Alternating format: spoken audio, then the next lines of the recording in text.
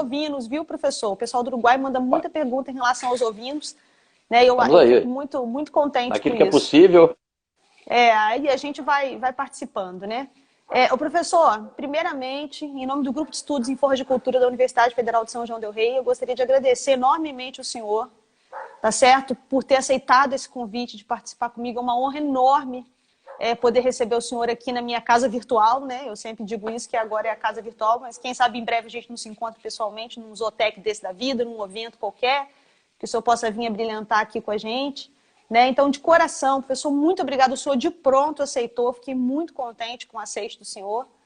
Tá? Eu queria mandar um abraço também para o Luiz Fernando, professor Luiz Fernando Lopes, um amigo meu que está em Dubai, está sempre acompanhando as lives aqui. Ó, que bom.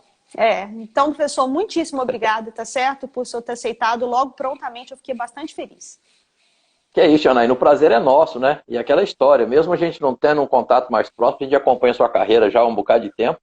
E principalmente porque está em São João e nós temos muitos amigos em São João também. E você faz parte desse grupo, né? Coisa a gente boa. torce muito. A gente torce muito para esse grupo, né? A gente viu esse curso sendo formado, a gente viu esse grupo sendo formado, sabe? A gente participou, de certa forma, do projeto. Então a gente fica muito assim, satisfeito de ver vocês decolarem, né? E o grande e o imenso respeito que eu tenho por vocês. Eu acho que é importante dizer. Eu já tinha te dito pessoalmente, vou dizer para todo mundo ouvir, né? Obrigada, eu acho que isso é importante, né? Eu fico muito feliz com isso, fico muito feliz mesmo. O professor Paulo tá brincando aí, falando que agora a sua audiência vai aumentar depois que você participou, mas isso é coisa do professor Paulo, tá? Eu sei, eu já vi essa questão da forragete, eu vi essa questão da forragete. Deixa ele comigo. Paulo, grande companheiro, grande amigo, grandes lutas nós travamos juntos aí, vamos continuar travando, com certeza.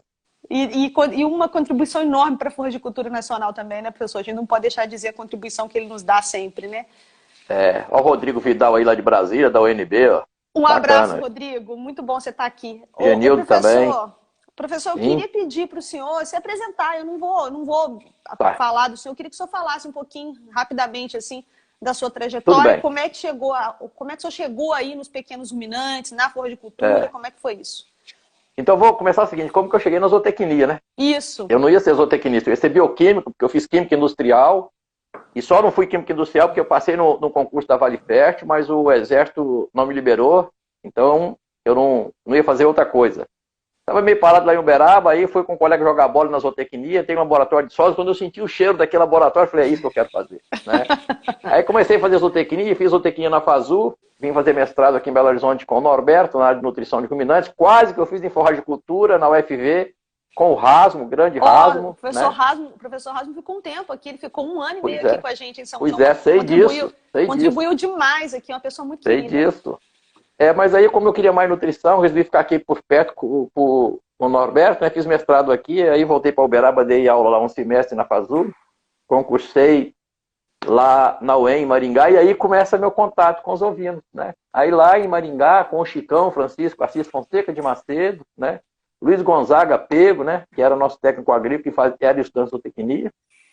Eu comecei a acompanhar, fizemos projetos junto com ele, né? Com eles, com Ivanor Nunes do Prado, Geraldo Tadeu dos Santos, Lúcia Maria Zeola, Antônio Ferreira de Branco. Você percebe que eu sempre andei bem acompanhado, né? Então aí a gente engana justamente pelas companhias que a gente usa. Dos bons que a gente se torna melhor, né, professor? Pois é. E aí eu vim para cá, né, fazer o doutorado, prestei o concurso aqui justamente em forragicultura e pastagens, né? Passei, fiquei algum tempo na forragicultura e pastagem, depois eu larguei a forragicultura e fiquei mais nos pequenos ruminantes. Sim. E a partir daí a gente rodou esse Brasil inteiro, né? Graças a ovina e a caprinocultura, eu fiz laço de amizade nesse Brasil e nesse mundo inteiro. Então acho que sou muito grato a Caprino e Ovino, sou muito grato à zootecnia por ter me proporcionado isso e a você por estar me dando essa honra de estar aqui conversando com gente tão gabaritada no Brasil inteiro. Muito embora não seja uma área de atuação direta, né? Mas a gente consegue aí conversar alguma coisa aí. Sim, naquilo que for possível.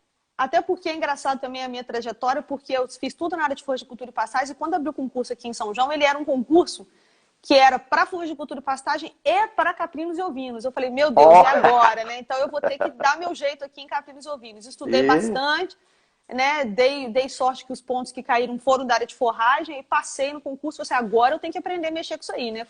Com pequenos ruminantes. Montamos o setor de caprinocultura aqui e ovinos. E aí, quando eu comecei a trabalhar com pequenos ruminantes, professor, eu percebi que eu precisava de área menor. Eu percebi que eles comiam menos, que a coleta dos dados era melhor por causa da área que eu tinha à disposição, que era menor. Eu falei, gente, eu acho que eu não vou trabalhar com vaca, com boi mais não. Vou trabalhar só com esses bichos pequenos aqui. E me apaixonei, né? Então, hoje o setor de fruticultura, ele tem ovinos, né? Eu queria até mandar um abraço pro pessoal do Grupo de Estudos em Pequenos Ruminantes também, além do pessoal do GFOR, que é um grupo que apoia muito a nossa ovinocultura, os ovinos lá do grupo de forragem. O Rafael tá por aí, não? O Rafael foi assim, grande abraço pro Rafael. O meu grande presente de 2019 foi a chegada do professor Rafael aqui no UFSJ, que só veio contribuir. O professor Rafael, assim, muito colaborou competentíssimo, demais. dedicado, muito, gente boa, exatamente. Isso é o mais ser importante. Ser humano da melhor qualidade. Exatamente. Aí o professor Rafael... Tô te invejando agora. Ele quase veio fazer doutorado comigo, sabia? Quase que fez doutorado comigo aqui. Não, e ele é bom, o cara é bom. Muito bom.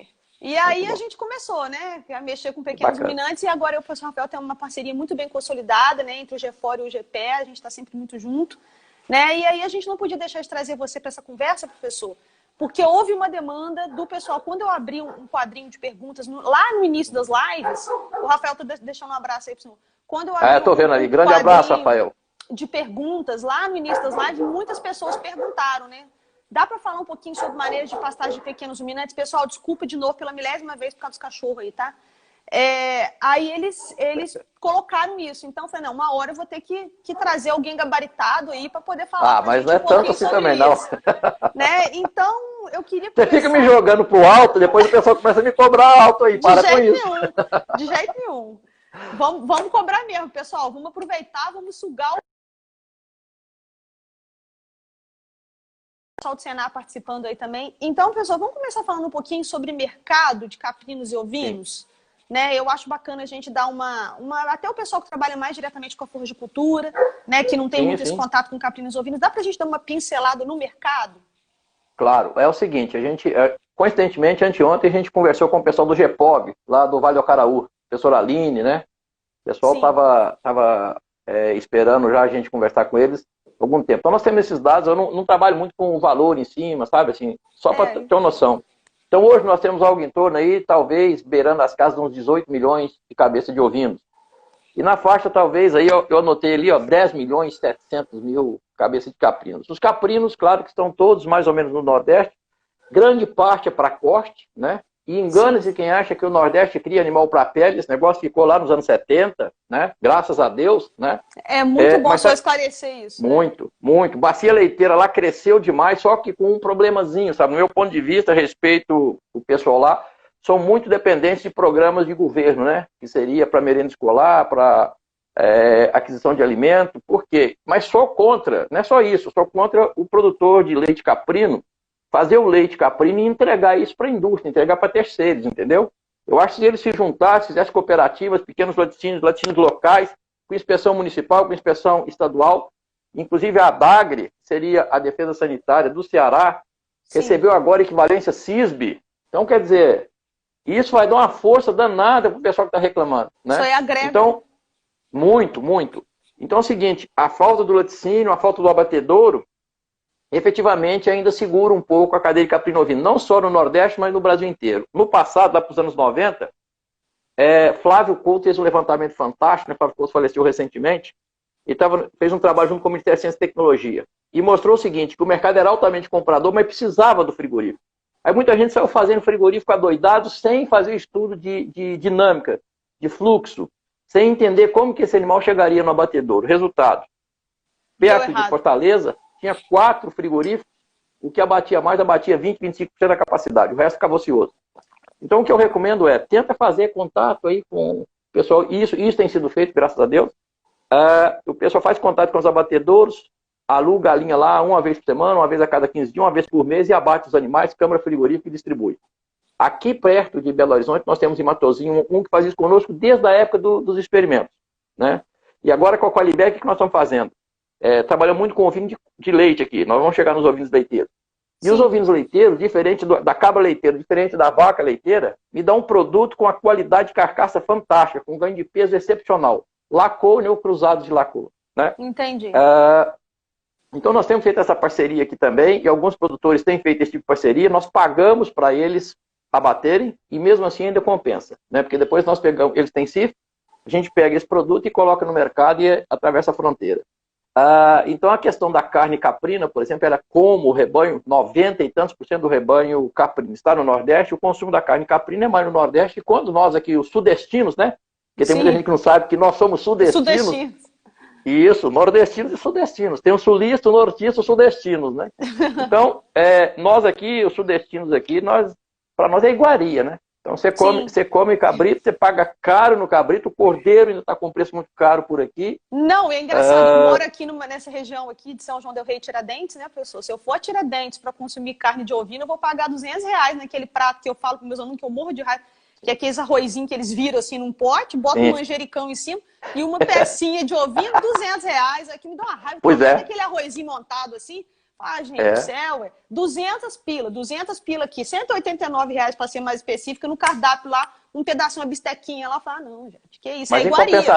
Em compensação, em São Lourenço tem um hambúrguer artesanal de cordeiro que é the must. Dá para pagar? Dá para pagar, professor? Dá, bacana, então tá bacana. E outra coisa, é um blend, né, com cordeiro e ovelha, pelo jeito, entendeu?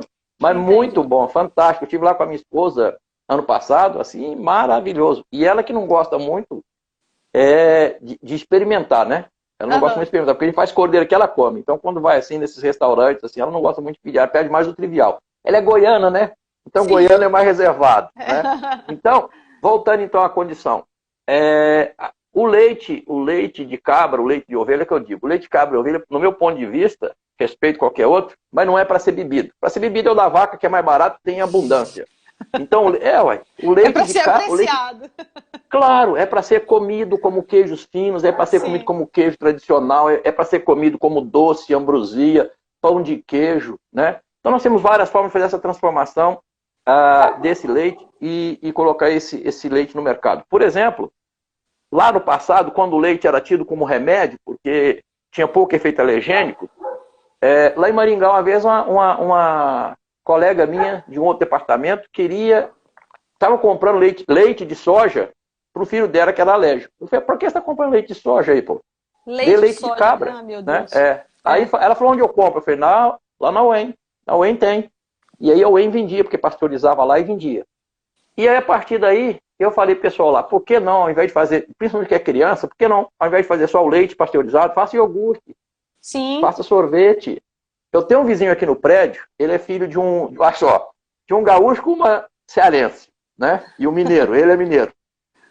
Então, toda vez que eu viajava para as fazendas aí, ou nessas boutiques que tinha queijo de caprino e ovino, principalmente caprino, eu trazia para ele. Porque ele quase não comia queijo aqui, né? Então, naquela época em que o produto era assim, o pessoal não fazia os derivados, né? Então, eu acho que os derivados agregam muito. O iogurte, por exemplo, dá 1,15, se não me falha a memória, em termos de rendimento. Porque você coloca o açúcar, você coloca a polpa, né? Sim. Por exemplo, assim, você sabe qual que é o melhor negócio do mundo? Vender gelo. Você sabe onde é que você compra gelo? Você nem percebe? Não, né? No McDonald's. Você vai lá, pede a Coca-Cola, você coloca 300 quilos de gelo e 2 gotas de Coca-Cola. Naquele copão, você paga tudo gelo. Isso. Você paga o gelo. E se você pedir, eu quero sem gelo, o atendente fica assim para você, né? Porque ele não está acostumado com isso, né? Então, obviamente, nós temos essas tendências de mercado. O consumo de carne caprina, mesmo assim, tem crescido nessa região, né? E se viu recentemente aí de que há um grande empreendimento no Rio Grande do Sul para poder fazer carne caprina, né? Ovinos lá nem se fala, né? O Rio Grande do Sul deve 16, 17% do rebanho nacional hoje. No passado era mais lã, mas voltaram, a partir dos anos 2000, voltaram muito para a produção da carne ovina, né? Carne. Então, um trabalho bacana lá da academia foi feito, o Osório participou com a esposa e grandes nomes participaram para fazer o cordeiro levar o prêmio. Não sei se você conheceu, se você já ouviu falar. Um projeto bacana de padronização de carcaça sem muita essa coisa de raça. Entendi. Né? Sem muita essa coisa de raça. Que eu falo, pessoal, você vai no supermercado, você fala assim, eu quero, só se você quiser, eu quero um Angus. Ninguém fala isso. Você vai lá e compra a carne que for, né?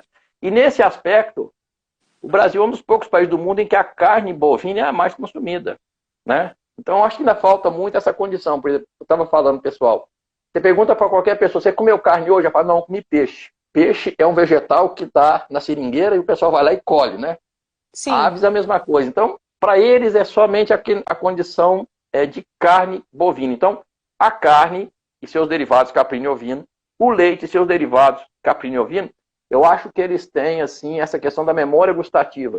Sim. Tem essa questão de que o brasileiro não é acostumado com isso, né? Mas a partir do momento que começa a provar, você não tem a dúvida que adora. Quando eu vim dar aula aqui... adora, isso aí muito. Isso aí. Eu vim dar aula aqui, eu falava assim, claro, quem já comeu carne de caprino ou ovino?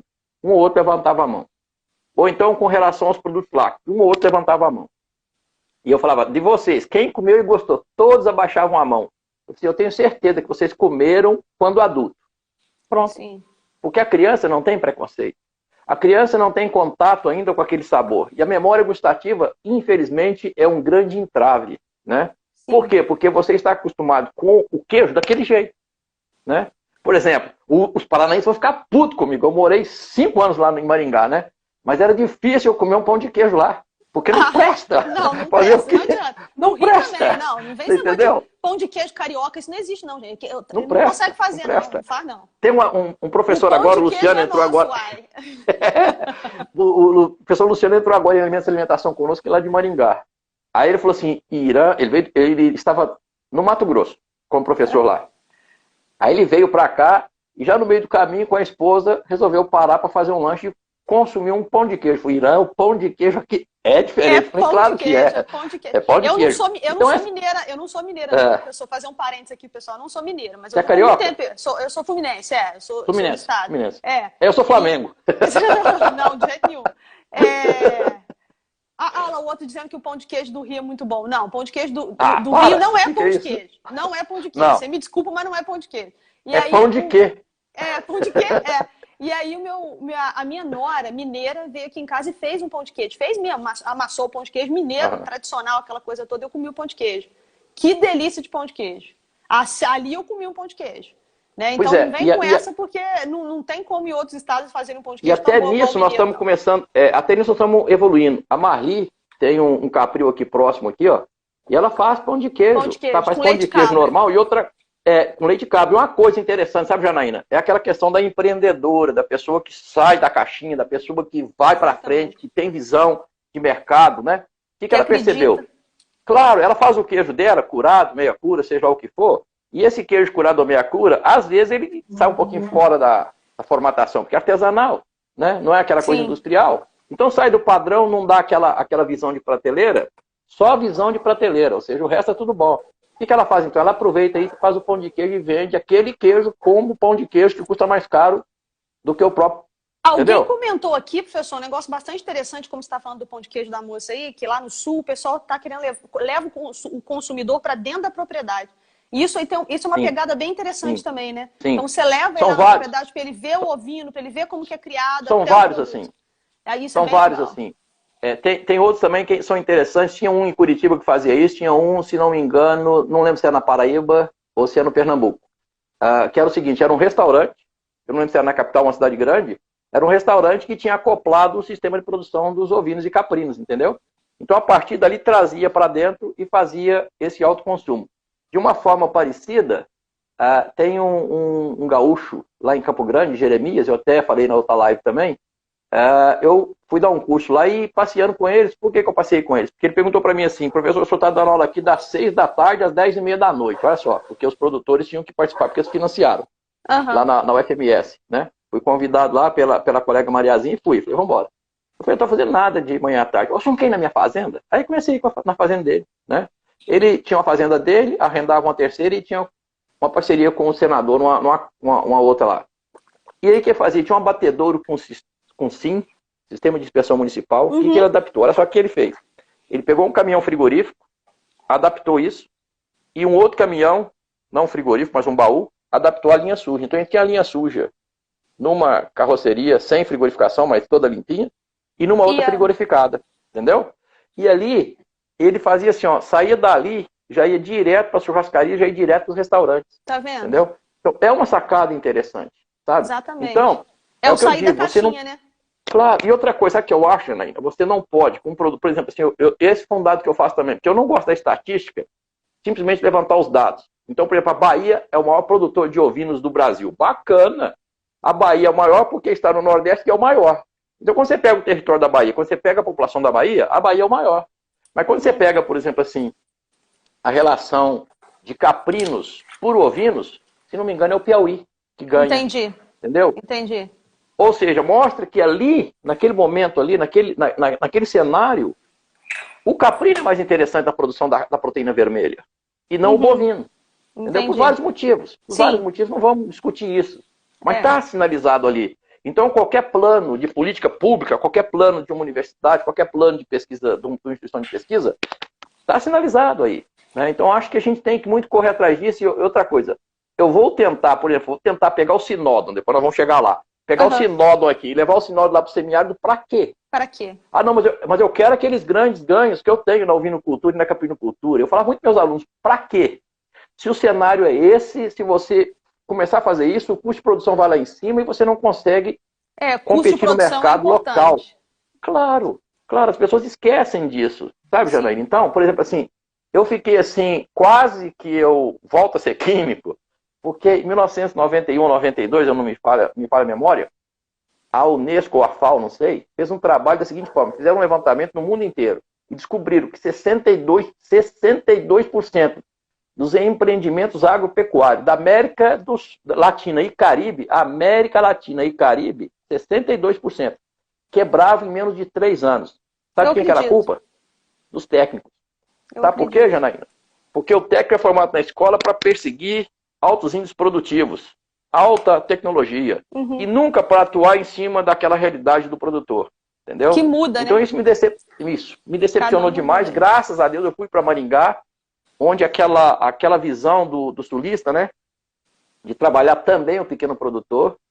E quando eu vim dar aula aqui em Belo Horizonte, aqui na UFMG, na veterinária, que eu falei a primeira vez de caprinos e ovinos, que normalmente trabalham com pequenos produtores, já estava no 8º, 9º período, um aluno chegou para mim e falou, professor, é a primeira vez que alguém fala de pequenos produtores aqui para mim. Quer dizer, de certa forma, isso não deixa de ser decepcionante, né? Não deixa de ser decepcionante. Por quê? Porque as pessoas querem trabalhar com aquilo que dá ibope, com aquilo que é mais fácil, com aquilo que tem mais. Né? Que acha que tem mais emprego, acha que vai ter mais retorno. Claro, é o contrário, né? Se tem mais concorrência, exatamente. Tem mais concorrência. Eu falo isso né? para os meus alunos. Eu quero trabalhar com bovino, então você não pode ser... Você tem que... Vai lutar muito. Agora você vai para uma área que é nova, que ainda está sendo aberta, né? Se você tiver essa ideia de sair da caixinha, você consegue entrar no mercado mais rápido. Aqui, eu queria mandar um abraço para a professora Nilma. Mandou um abraço aí para você. Não sei se você viu, o Nilma grande tá aí. Nilma. Não vi não. Aqui tá passando rápido. Nilma é grande parceiro nosso da UFC, da UFT. Nilma de Araçuaí, região boa. Tive um projeto fantástico naquela região dele, um projeto comunitário muito bonito, bacana demais lá. Até me perguntaram, o seu projeto levou animais para a fazenda do Nilma? Eu falei, de que jeito? Ele é latifundiário, multimilionário, não podia entrar nessa, não. O Marquinhos que me perguntou. O Marquinhos adorou a resposta, mas o Nilma anda sumido. A gente acompanha, tá certo. Ô professor, vamos tentar partir um pouco agora para a gente falar um pouco essa questão relacionada às pastagens. A gente sabe que caprinos e ovinos são mais seletivos do que bovinos, né? Bem mais. Ainda com a ressalva de que os caprinos são mais seletivos do que os ovinos, né? Perfeitamente. Aí a gente recebeu até uma pergunta, até encaminhei para o senhor, né? Quanto à qualidade da pastagem, quanto ao manejo, há diferença entre as espécies? Como é que é isso? A gente pode tratar do mesmo jeito para caprinos e ovinos ou vai ter diferença? Normalmente é o seguinte, quando você trabalha com o ovino deslanado, o ovino deslanado tem um hábito de pastejo muito mais parecido com o caprino, que é aquele, né, o caprino, ou pelo menos, vamos fazer o contrário. Os grandes ruminantes e os ovinos são pastejadores, segundo a classificação, ou seja, pastejam baixo, né? Isso. Já os caprinos são pastejadores intermediários.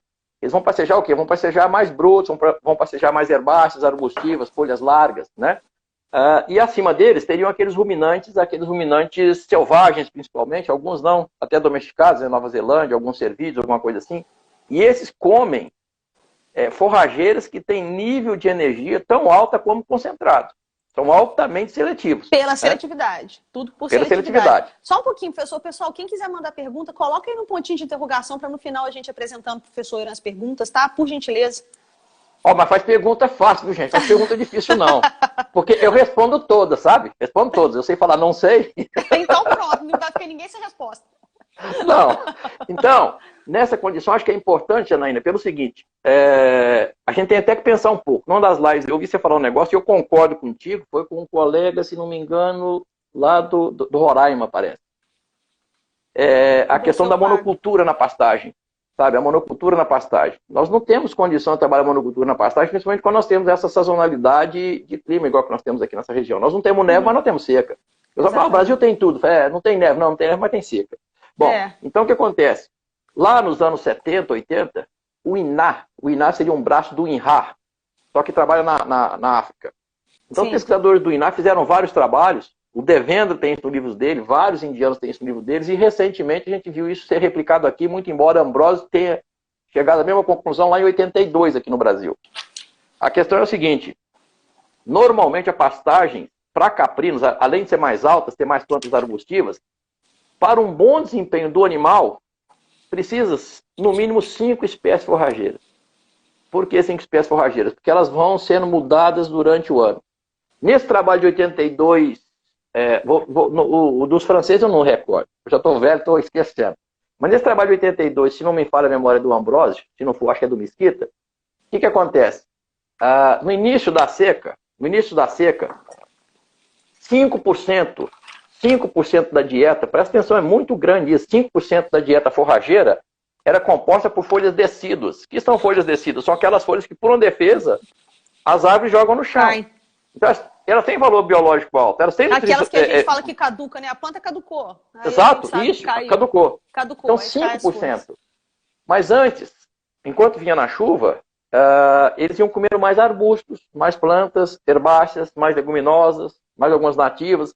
Só que a hora que a coisa apertava, lá no final da seca, estava pau a pau entre as gramíneas, as ervas rasteiras e o extrato herbáceo elevado. Então, há uma diferença aí, quando você compara o caprino mesmo com o ovino deslanado. Porque o ovino deslanado, apesar de ter esse hábito, ele não tem, por exemplo, a capacidade que o caprino tem de ficar na posição bipedal para pastejar. O ramoneio, né? Que ele não faz, né? Então, ele não faz esse ramoneio. Então, nesse aspecto, é uma diferença básica. Agora, na nutrição de ruminante ou na nutrição animal, tem um dito popular que é o seguinte, gato. Eu, por exemplo, gato, né? Gato com fome come estopa suja de graxa e pede bis. Ora, se você fecha o animal na monocultura, é aquilo que ele vai comer. Entendi. Ora, se aquelas ponteiras já estão lignificadas, ele vai andar mais, ele vai desprender mais. Exatamente, vai demorar mais tempo para ele consumir. Exatamente. Taxa de passagem, isso vai por aí afora. Eu queria mandar um abração para Flávia Gimenez. Um abraço, Flávia. Que bom que você está acompanhando a gente aqui. Tanto tempo que a gente não se vê, Flávia. Nossa, que bacana. Ela está dizendo aqui que lá no ISEI Nova Odessa, pessoas estão trabalhando com 4 leguminosas e 1 gramínea para ovinos. Beleza. Esse pessoal do IZ sempre sai na frente. Você sabe que eu fiz um concurso no IZ, né? Fiquei por 0,2. Não entrei. E esse é seu companheiro de trabalho aí, Flávio. E aí, ó, ia ser, né? Mas faz tempo, hein? Faz tempo isso. Então, nessa condição, acho que é importante a gente entender que essa seletividade, por exemplo, assim, se você for trabalhar com ovinos lanados, e quando eu falo ovinos lanados, gente, eu estou falando produção de lã, mas estou falando produção de carne também. Porque o ovino que tem lã é lanado, né? Sim. O ovino que tem lã é lanado. Laneiro é aquele que tem especialização para produção de lã de qualidade, merino, ideal, né? Agora, esses animais laneiros, eles têm exigência mais baixa. Animais mestiços, ou seja, mistos, têm exigência intermediária. E os animais para carne têm uma lã porcaria, mas têm excelente produção de carcaça. Então esses animais vão pastejar normalmente, eles são muito gregários, eles pastejam em grupo. E pastejam muito baixo. Então já diferenciou dos caprinos literalmente. Então o que eu vou ter que olhar? Vou ter que olhar pastagens mais rasteiras, mais prostradas, de menor porte. Então, por exemplo, gênero Sinodon, entra aí que é uma beleza, né? Sinodon, entra aí com uma beleza. As braquiárias, entra aí com uma beleza. Braquiária, professor, braquiária dá fotossensibilização. Dá. Muitas outras coisas dá fotossensibilização. Exatamente. Porque fotossensibilização vem do fungo Phytomycete chartatum. Todo mundo tem isso na ponta da língua. E o fungo do sinodo? O sinodo tem fungo também. Tivemos, junto com o Chicão, claro, né? Eu estava lá só de manejador dele, aprendendo com o Chicão. Tivemos problema de fotossensibilização em ovinos em cima, na época era Costi-Cross. Em cima do Costi-Cross. É fungo? Pode ser fungo, mas também pode ser a saponina, que tem nas braquiárias também. Eu comentei então, isso na live que eu fiz a semana passada sobre as saponinas, né? Porque tem muita gente estudando essa questão das saponinas nas braquiárias e, de repente, tirando um pouco da culpa do fungo, né, professor? Perfeito. A gente tem que esperar a ciência evoluir. Professora Marília Mello aqui, desde os anos 2000, ela bate nessa área. Desde os anos 2000. Ela é especialista em plantas tóxicas. E com plantas tóxicas, não necessariamente só as invasoras, né? Sim. Plantas que têm um princípios tóxicos, ela estuda. Eu comentei e nesse na projeto do live Vale também que a Brachiara decumbens, ela no livro do professor Tocarne, ela está classificada como uma planta tóxica, que causa fotossensibilização, né? Então, né, a gente não tá falando só de cafezinho, samambaia, nada disso não. Ela causa fotossensibilização. Eu tô rindo aqui por outro motivo. Eu estava numa banca de qualificação do aluno doutorado aqui na escola e perguntei para ele assim, se por acaso soltar uma vacada, uma braquiária aí que está com 3,5%, 4% de proteína toda lignificada, o que vai acontecer com esse rebanho? Ao invés de falar que vai perder peso, alguma coisa desse tipo, vai morrer. Então tá bom. A braquiária chega um momento e vira tóxica. Mata todo mundo. Sim, vai morrer. Ou seja, aí você vê... aí você vê onde é que nós estamos treinando nossos doutores, né? Claro que se você deixar por muito tempo vai acontecer, mas nós temos estratégia para chegar lá antes. Mas então, voltando a essa questão da pastagem, por exemplo, é uma coisa que eu sempre tive interesse de estudar. Quando eu vim para cá, até achei que fosse trabalhar muito com leguminosas. Porque Norberto Mário Rodrigues foi meu grande orientador de mestrado. A gente trabalhou com leucena, fenileucena, leucocepha, provinos. Eu fiz a parte de partição da digestão, trânsito, né? Animal fistulado, duodeno, írio e rumen. E o Carlos Henrique Saavedra Vélez, um grande colega meu da Guatemala, ele trabalhou com a parte de T3 e T4 para ver intoxicação. Resultado, os níveis que ele achou não mostrou intoxicação, porque nós trabalhamos com a cultivar peru, não deu mimosina suficiente, que na verdade não é mimosina, é um produto da degradação dela no rumen, né? Então, a gente viu essa possibilidade. O Alberto trabalhou com soja perene, trabalhou com amendoim, trabalhou com uma opção de coisa no passado, antes de eu chegar aqui, inclusive. Foi um dos primeiros no Brasil, juntamente com a turma de Viçosa, a fazer partição da digestão. Então, acho que essa questão da leguminosa, tanto para caprino, mas também para ovino. A ovino não come leguminosa, come se você tiver o devido manejo, né? Manejo de horas de manejo lá em cima da plantação, igual que eu falei. Se o rebanho for grande, aí dificulta um pouco. Por exemplo, eu vi aqui no norte de Minas, era bovino de leite. Vamos falar um pouquinho de bovino de leite, né? Nós vimos bovino de leite. Nós estamos em Minas, soltou... o indivíduo soltou em cima de um braquiarão. Ele pegou e colocou deixa eu ver aqui, calapogônio. Colocou o calapogônio lá. Nos levou nos pastos tudo, né? Fazenda imensa, que é a coisa toda. Tinha 2 retiros na fazenda. Um retiro para vacas puras, um retiro de vacas cruzadas. Eu falei, mas por que vaca pura e vaca cruzada? Eu falei, não, as vacas puras, professor, eu vendo para os trouxas. As vacas cruzadas ficam para mim, entendeu? Eu falei, você está esperto, cara. Você tá esperto. Então, o que aconteceu? Ele me mostrou a área de pastagem dele e tinha esse calapogônio lá. E eu percebi que estava em linha. Mas percebi que não estava naquela linha assim, não. Eu falei, mas como é que foi isso? Ó, veio aqui, falou o nome do agrônomo, que eu não lembro quem, era o expoente na época, e me falou para fazer. Então eu coloquei 30% aqui. Aí estava na faixa de 15%, 20%. Aí um aluno virou e falou assim, mas então perdeu. Não, perdeu nada. Quem tem mais energia e proteínas e segura isso por mais tempo? É a leguminosa. Então não perdeu, né? Quer dizer, a sapiência do produtor às vezes nos faz pensar um pouco essa questão da academia, né? Porque a gente, às vezes, academicamente, a gente pensa, às vezes, muito cartesiano. Exatamente. Né? Isso aí eu sempre falo para os meus alunos. A gente aprende muito com o produtor, né, o professor? Isso, é impressionante. Muito. Se a gente não estiver lá com eles, a gente vai ficar parado na academia. Tem muita coisa para eles ensinarem. Eu até tive uma sorte danada. Quando eu vim para cá, eu tentei fazer um capril e um ovil aqui. Aqui é o seguinte, para funcionar tem que dar lucro na escola. Mas lucro mesmo, não é só para se pagar, não. Tem que dar lucro. Entendeu? O auditório aqui para fazer eventos, eu tinha que pagar. Toda vez que eu fazia um evento aqui, eu tinha que pagar o auditório para a escola. É um negócio de louco, mas funcionava assim. Então você tem que entrar no jogo. É a gente pagando para a gente. Mas aí o que eu tive? Tudo bem. A grande sorte minha é que eu fiz meus experimentos, a grande parte dos experimentos nas fazendas. Levava a gaiola metabólica para lá, fazia curral lá, entendeu? Fazia baia lá, entendeu? Tentando justamente acoplar essas coisas aí. Fazendo em parceria com os produtores, é isso? Fazendo em parceria com os produtores e, na maioria das vezes, respondendo a um problema que os afligia. Que ele tem, exatamente. Ao contrário. Não era a gente levando tecnologia, a gente vê a necessidade de trás. Só que você sabe que hoje, professor, nós temos um problema muito sério com relação a isso, em relação ao comitê de ética, né? Das universidades. Se eu não disser lá de qual biotério está saindo o animal, como que vai ser feito o negócio, provavelmente eu não aprovo isso lá no comitê. Mas isso é assunto para outra live. Outra live. Isso aí tem gente boa que você pode levar aí, que tem legislação que garante à universidade... Sabe, eu preciso. Depois nós vamos conversar sobre isso, professor. Não, num desses, eu ia bater os animais num frigorífico aqui, você entendeu? Que tem CIF, inclusive. Não, tem IMA. Aí fui abater o animal, um dos membros do comitê de ética, que era veterinário da escola aqui, mandou o projeto de volta porque eu tinha que falar qual que era a matrícula do abatedor. Eu falei, eu não vou falar. Eu não vou falar. Aí escrevi, isso não é papel do comitê de ética. Papel do comitê de ética, exatamente. Falei, não é papel do comitê de ética. Aí falei assim, caso queiram, procure nos órgãos de registro.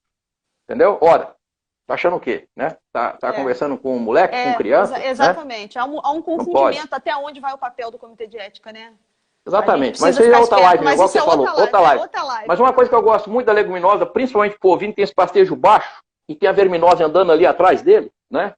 E o ovinocultor é muito sábio. Ele fala assim, professor, essa desgraça do ovino gosta de morrer, professor. Né? Esse bovino morre. Né? Lembra que eu brinquei com o senhor aquele dia falando que ele não avisa, né? Ele não avisa nem que vai morrer. Não dá tempo nem de você chamar o veterinário. Não dá. Você vira, ó, que vê, já era. Nem dá trabalho. E se for animal de pista, se for animal de concurso leiteiro, a mesma coisa. A mesma coisa. Mortoxemia da gestação, você nem percebe. Então, não é só animal que está lá ao relento, não. Então, uma coisa importante nessa questão da leguminosa é a questão do tanino e da proteína bypass, da proteína sobrepassante. Os trabalhos desde 93, 92, já tinha algumas sinalizações em cima disso. McCarry, sei lá, já trabalhava com alguma coisa nesse sentido aí, né? E eu tive a possibilidade de trabalhar no Mato Grosso do Sul, com o Cato e com o Tito, até brinco, parecia dupla sertaneja, né? Cato e Tito, né? Mas um trabalho assim, bastante elegante mesmo, né? Trabalho assim, um delineamento interessante, as ovelhas antes, durante e depois, os cordeiros ao pé antes, durante e depois, recebendo essa suplementação proteica. E é interessante a gente ver a redução desse OPG. Aqui na Ipamiga, aqui perto, em Prudente Moraes, na Fazenda Santa Rita, tem um trabalho bacana também. A gente chama as pessoas por apelido, e quando são alunos, depois você esquece. É o Ceará, né? O famoso Ceará, esqueci o nome dele. Mas ele fez alguma coisa, testou junto com o Otávio, né? O Otávio ainda estava na Ipamiga, o Otávio está na Embrapa Caprinos, Otávio Moraes. Sim. E eles perceberam a diminuição do OPG a partir dessas leguminosas dando para esses animais. Muito bacana, pessoal. Tá vendo? A pessoa tá perguntando aí do uso de leguminosas e tudo mais, então dá traz essa vantagem de diminuir essa questão relacionada à leguminose, né? Tem duas correntes. Uma é o tanino, que vai inibir o crescimento larval na própria luz, né? É possível, né? Mas a outra é mais interessante e eu acho que tem muito a ver com aquele desgaste que normalmente você tem na mucosa intestinal, muito mais do que nas outras. Tanto é que nós temos muito câncer de estômago, câncer de intestino, é por isso que essa renovação é muito grande. Basta uma célula mal codificada lá e o câncer vai embora.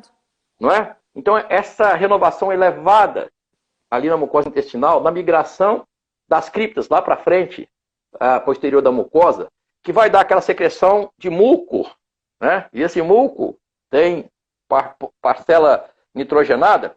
Se você dá a condição do animal repor isso com a condição mais rápida, ele tem mais chance de sobrevida, né? Ele tem mais chance de enfrentar aquela agressão e dá tempo do técnico, do produtor vir lá e rever a dose do vermífugo. Fazer um FAMACHA, né? E rever essa Claro, um FAMACHA, um APG, fazer também uma coprocultura para ver se o vermífugo está também dando resistência ou não, né? Porque a gente está usando um vermífugo de ponta e os animais já têm resistência. Aí você pega aquele vermífugo lá atrás, custa baratinho, taca lá, taca lá e resolve o problema, né? E joga, faz um arraso.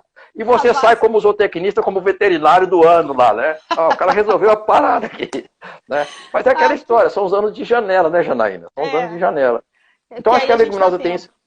Você pode trabalhar com banco de proteína, com pastejo em algumas horas, se for animal leiteiro, então solta eles lá e volta, dá para trabalhar tranquilamente. Você pode trabalhar em dias, coloca em dias. Você pode fazer ponta e pé, né, passando os mais exigentes à frente. Os mais exigentes, que a gente chama de ponteiro e raspador, né? Passa os mais exigentes. Ponteiro e raspador, você pode colocar os mais exigentes na frente. Pode ser o cordeiro, pode ser o cabrito, pode ser o animal lactante, pode ser o animal prenhe, né?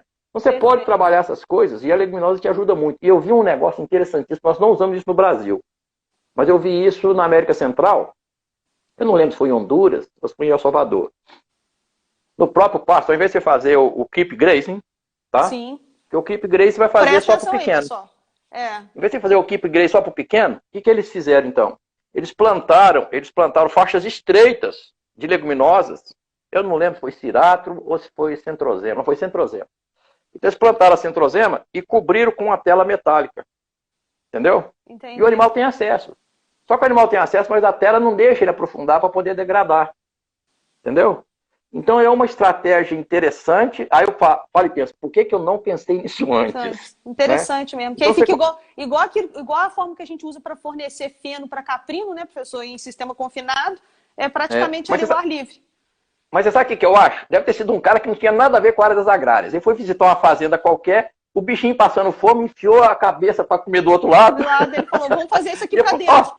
Por que não faz isso? Né? Então, quer dizer, outra que eu acho interessantíssima, aquela tela campestre da Belgo Mineiro, eu brincava quando eu dava palestra por aí, presencial, a Belgo sempre foi muito parceira. O Rodrigo Carrara Peixoto foi um dos meus primeiros orientados aqui na escola, em 1997, quando a gente testou cerca elétrica para Nelore, usando frutifio, que é um fio mais barato, mais fino. O Ernesto Costa da cerca elétrica está aí, ó, na live. Acabou de perguntar aí, o que a gente não tem grandes projetos de ovinocultura pasto no Brasil.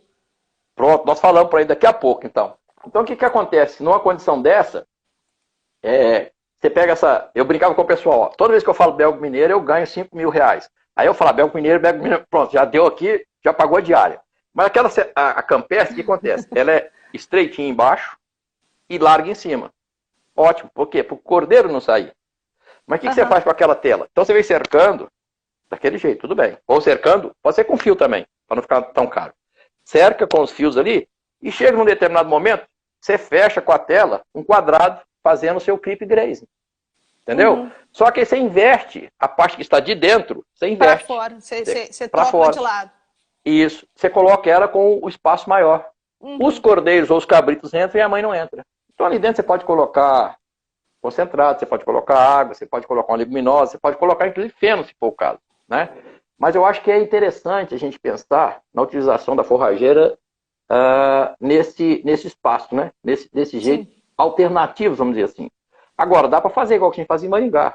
A gente tinha o guandu, ia lá no guandu, cortava o guandu, triturava junto com o capim-elefante e colocava no coxo. Aí você melhorava consideravelmente a qualidade da dieta, né?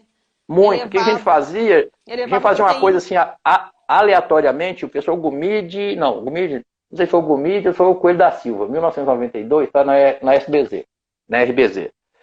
Ele fez o seguinte, para vacas leiteiras, ele colocou na faixa de 20 ou 30% de uma leguminosa, que eu não lembro qual, junto com a silagem que ele fornecia para as vacas leiteiras. E percebeu que 20 e poucos por cento do concentrado proteico, que no caso era o farelo de soja, o pessoal só sabe fazer concentrado para ruminante com milho e farelo de soja, não sei porquê, né? É uma coisa que tem que se discutir muito sobre isso também. E ele percebeu que você podia diminuir 20 e tantos por cento do farelo de soja à época, que é uma commodity, né? Olha só que coisa interessante. Os trabalhos que o Norberto propunha aqui é justamente isso, para saber qual que era o ganho que você podia dar no trato digestivo posterior para o animal, para que ele transformasse isso em proteína láctea ou proteína carne, né? Então acho que é importante a gente pensar nessas estruturas, nessas potencialidades, não só da leguminosa, como do capim mais tenro, mais macio, né? Ah, mas aí eu diminuo muito os animais por área. Não tem problema, você diminui os animais por área, mas você vai ganhar, olha, você vai ganhar em produção, você vai ganhar menos problema metabólico, você vai ganhar menos problema de verme, né? Então acho que a gente tem que fazer...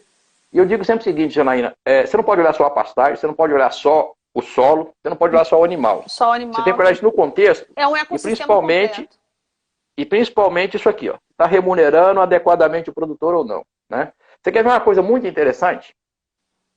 Eu acredito, né, que deve ser, na maior parte dos trabalhos que mexem com forragicultura, ninguém enfoca um dos principais elementos na produção, que é o ciclo da água. O que eu estou chamando de ciclo da água? Não é evaporar e ir embora, não. É por quanto tempo a água que cai permanece dentro do sistema de produção. Por quanto tempo o orvalho, né, que depois vai aparecer a neblina que vem do sereno, por quanto tempo isso vai sair? Esse é outro aspecto importante.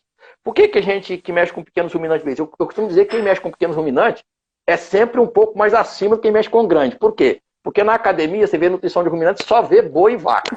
Aí tem que estudar capim e ovinho separado. Então você coloca um upgrade no seu conhecimento. Né? Engraçado, quando eu dava aula de caprinos e ovinos, o professor de nutrição de ruminantes era meu marido, né? E eu chegava assim, o professor de nutrição de ruminantes falou isso aqui para vocês? Não, professora. Eu chegava em casa, olha aí, ó. resolve isso aí, É né? isso. Não pode ser só vaca e boi. É isso. Então tem algumas coisas, por exemplo, se a cabra, por exemplo, se tiver muito sereno, ela vai pastejar depois que a forrageira diminuir essa umidade. Não adianta Sim. você colocar ela lá antes, entendeu? Isso Já é a ovelha não. importante. E, por exemplo, assim, um produtor aqui em Coronel Pacheco, né, Caetano. Caetano tem um capril fantástico, não sei se você conhece ele lá. Tem um laticínio lá dentro, a Joana, filha dele, é ele, a esposa, a filha e um ou dois funcionários só. Então ele tem um laticínio lá dentro e faz os queijos maravilhosos, fantástico mesmo.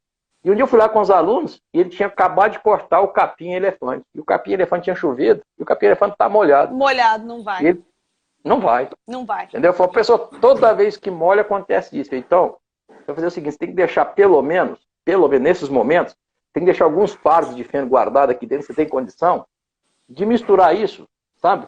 Para poder fazer aquele mingano que eu gosto com a cabra, para ela poder fazer uma mistura lá, mesmo que ela vai selecionar aqui ou ali, ela consegue comer. Enquanto ela vai comendo, ela vai mexendo e você vai mexendo, aquela umidade que está no capim passa para o feno e disfarça um pouco essa intensidade, né? Então são aspectos assim que não estão nos livros, não estão nos livros. O produtor tem essa sapiência, mas às vezes ele não tem como sair daquilo que ele não consegue visualizar como saída, né? Então acho que esse é o nosso papel, o papel dos nossos alunos, nós colocamos no campo, os profissionais que nós jogamos no campo depois, né? Então acho que é mais ou menos isso, né? Pegar essas necessidades dos produtores e a gente conseguir resolver os problemas mais diante das necessidades dele. Não é a gente criar os nossos problemas na academia para a gente resolver, né, professor? De jeito nenhum. Porque é então, isso por exemplo, que acontece. vai trabalhar com forragem para ovino lanado. O ovino lanado, seja qual for, igual que eu falei, ele é muito mais gregário do que o deslanado. Então ele pasteja em bando, em grupo. Primeiro ele faz aquele reconhecimento e depois ele vem igual um podão de grama. Vem comendo uma camada, isso, outra camada, ou seja, vem desfolhando, o que é melhor. O professor Paulo ele falou faz desse isso na jeito. live. Aí uma coisa importantíssima que tem, olha só, isso eu aprendi, foi com a Mauri. A Mauri era zootecnista lá da UEM em Maringá. Depois ele foi responsável pela cidade de Gaúcha, um centro de produção de ovinos, cidade de Gaúcha da própria UEM. Eu estava com ele lá e o Luiz, esse Luiz que eu falei, Luiz Pego, aqui, Gonzaga Pego, aqui do norte de Minas, mas está lá no Paraná há muito tempo. Hoje ele está no oeste do Paraná, esqueci a cidade que ele está. Aliás, ele me ligou outro dia e falou assim, professor, aqui deu esquentada, foi para 8 graus. Eu falei, puta merda, puta que estava antes, 2. Eu falei, ainda bem que eu mudei daí. Aí o que aconteceu? Nós estávamos assim, os animais era Texel e Ile de France. Eles pastejando junto, aí não tem segregação, essa questão racial, para eles não tem isso, estava tudo pastejando junto. De repente, nossa, pessoal, lá, ó, 2 ovelhas lá embaixo. Eu falei, como assim? Aí tinha mesmo 2 ovelhas desgarradas. E elas estavam pastejando próximo à cerca de divisória externa. Aí eu falei que as ovelhas estão com um problema. Eu falei, como é que você sabe? Eu falei, porque o ovino não pasteja sozinho. A sapiência do técnico está no campo também. Quer dizer, eu tive aquilo como conhecimento. Aí fomos lá ver. Sabe o que era, professora? Uma estava com problema de cerado conjuntivite bilateral. E a outra, unilateral. Entendeu? Por que ela vai nascer? Que ela vai tateando.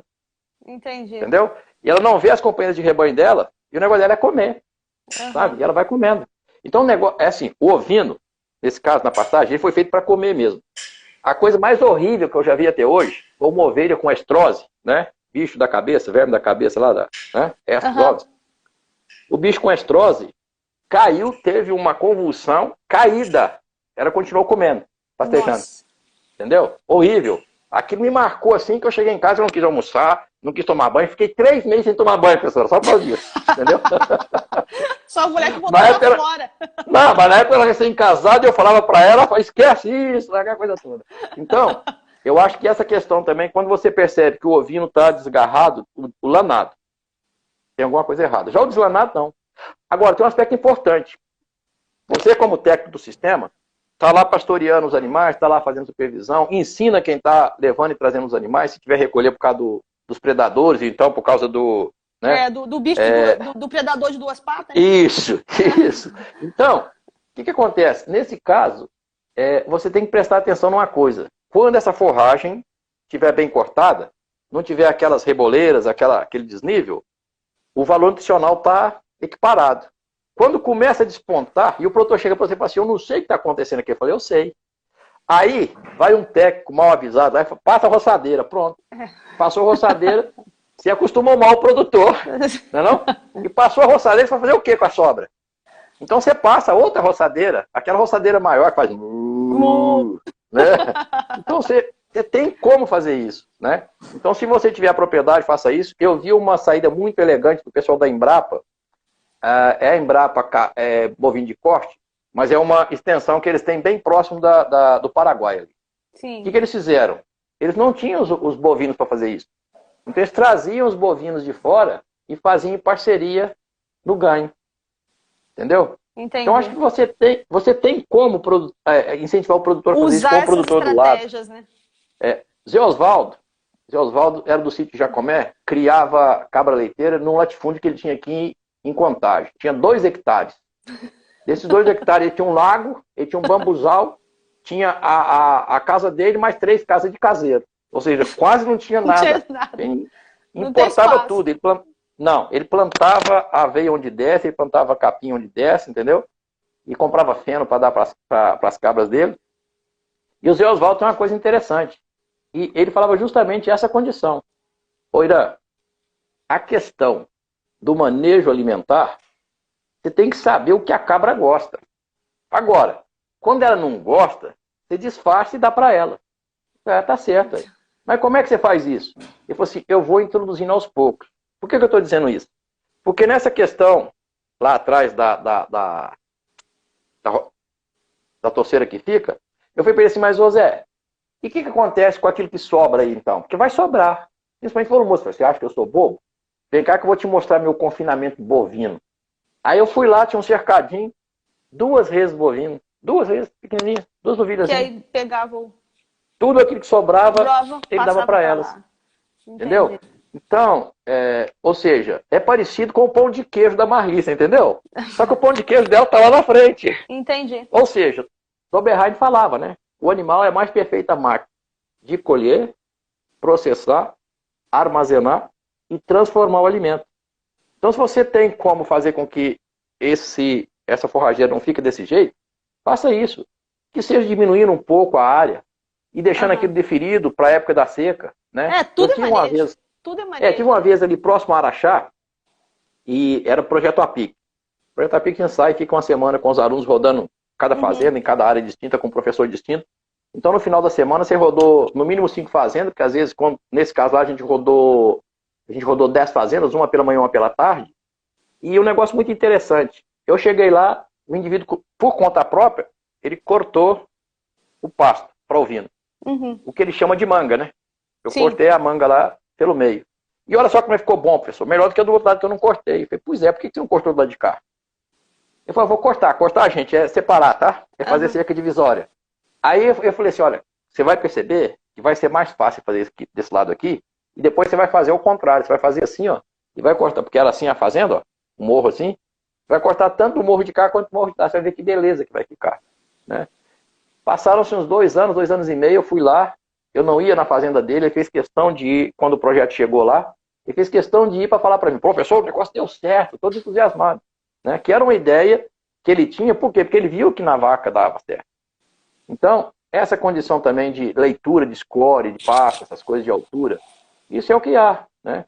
Então, a altura de entrada, se você pegar, por exemplo, assim, pânico não dá para ouvir, não dá, você não pode chegar e deixar muito alto, né? Você até pega por causa desse que ato menor, gregário. É isso que perguntaram. O Aruano e o Massá, eles perguntaram aí, professor. Na verdade, o Massá tem uma digestibilidade um pouco menor, mas ambos são baixos, ambos servem. O capim tamanho chegou agora também e é uma opção excelente para capim dos ovinos. Esses novos aí você tem que me apresentar eles depois. Eu não A gente está com um sistema com tamanho aqui bem legal. Professor, nós estamos a 5 minutos de terminar. Eu posso abrir as perguntinhas aqui para ver se vem algumas? Pessoal, eu vou falar um negócio para vocês. Essa 1 hora que eu estou conversando com o professor Irã, desculpa, eu falo demais. Não, esses 55 minutos passaram e eu nem vi. Agora que eu olhei. De tão entusiasmada e eu tô aqui catatônica, aprendendo pra caramba. Maravilhoso o estudo que eu tô aprendendo aqui. Eu vou colocar aqui, professor, só pra gente... Opa, pessoal, não tô conseguindo apertar aqui, não. Tá dando um tilt aqui. Ó, não tá aparecendo essa... Tem 11 perguntas aqui, ó. As perguntas dos seus espectadores aparecerão aqui. E não tá aparecendo nenhuma, ó. Olha lá, as perguntas... então, não consegui, pessoal. Vocês me desculpem, não tá aparecendo nenhuma pergunta pra mim aqui, ó. Que situação tem umas que passaram para trás aqui, ó. Tem umas que passaram. O pessoal perguntou de LPF, se dá para fazer. e LPF com caprinos e ovinos, sim, né, professor? A gente tem vários não, exemplos, né? Sim, não. Vamos conversar direito. O caprino e ovino é pioneiro nisso. Enquanto que o pessoal de vaca leiteira acha que inventou isso, a gente faz isso desde os anos 80. Você pegar os trabalhos lá de Nova Odessa, nós inventamos isso. Outra coisa também que nós inventamos, viu, gente? Por favor, silvopastoril, a maioria do bovino cultor leiteiro aí desse país aí não faz silvopastoril, não. Quem faz silvopastoril é caprino e ovino lá no Nordeste, tá? Aqueles caras fazem silvopastoril. Agora, lavoura, pecuária e floresta, aí pode, né? Se você considerar também eucalipto como floresta, aí tá certo. Aí é lavoura, pecuária e floresta. Ô, professor, mas uma pergunta que fizeram aí que é interessante também, como que a gente faz o cálculo da taxa de lotação para ovino? A gente usa a mesma conta do bovino e só faz a transformação? Não, o que eu faço é diferente. Eu faço o seguinte, eu procuro, e ensino meus alunos a fazer isso, eu procuro, por exemplo, assim, você vai procurar a forrageira que você quer. Você vai ver qual que é a produção dela durante o ano. E naqueles meses você tem a produção estimada lá naquela curva que todo mundo sabe fazer. Ou seja, tem que ser técnico para fazer isso. Isso. A partir dessa oferta, essa oferta de forragem que vai fazer, os animais vão ficar só a campo? Vão receber suplementação, sim ou não? Isso não vão ficar só a campo, exclusivamente em cima disso. Então tá, esse animal vai comer 2,5%, 3,5% do peso vivo. Bacana. Você multiplica isso por 2 ou até por 3 e transforma isso como matéria seca.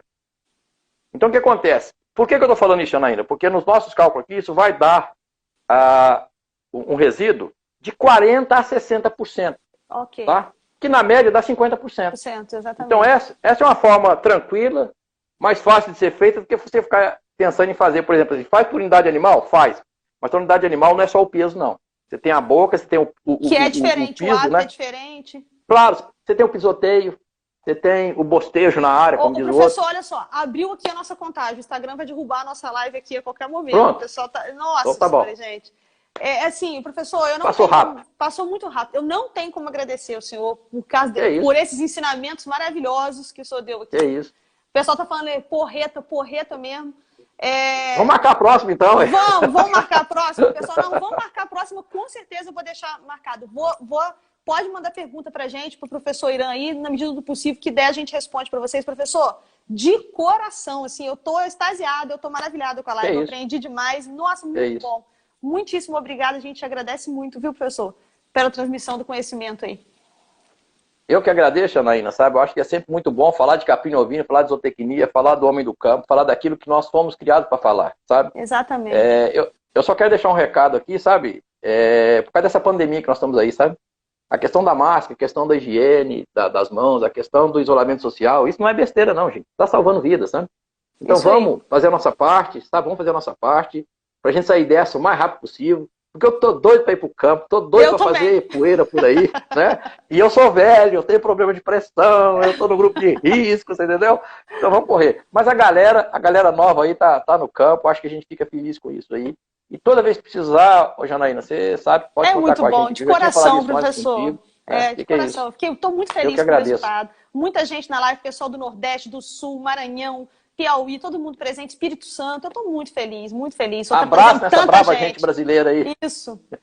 Tá bom, gente. Muito obrigado, professor. Vai cair já. Aí fica meu agradecimento aí mais uma vez. Muito obrigado, tá? Por tudo. Gente, nós vamos repetir. Pode esperar que nós vamos repetir, viu? Com certeza. O professor vai ficar salvo aqui no IGTV, tá bom? Então é só vocês entrarem e depois eu coloco lá no canal Forragicultura e Pastagens. Guilherme, um abraço aí pro norte do Brasil.